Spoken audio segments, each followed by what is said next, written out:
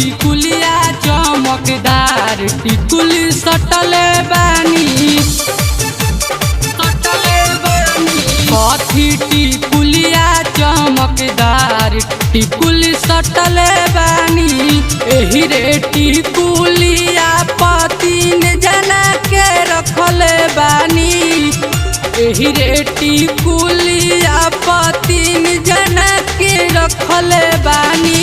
हसुर ननदोई भातार टिकुली सटले बानी हसुर ननदोई भातार टिकुली सटले बानी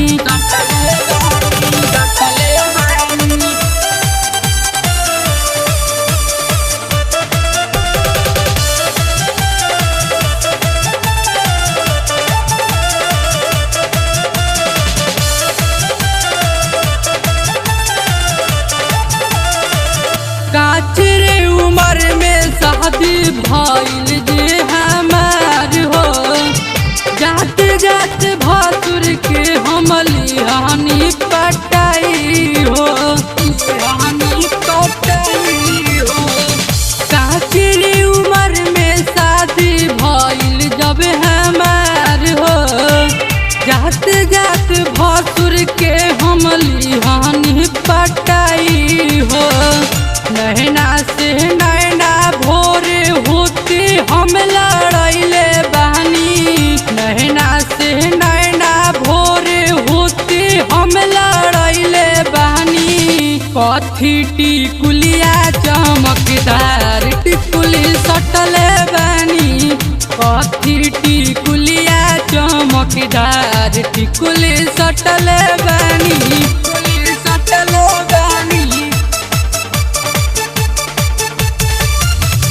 म्यूजिक डायरेक्टर विकास राज।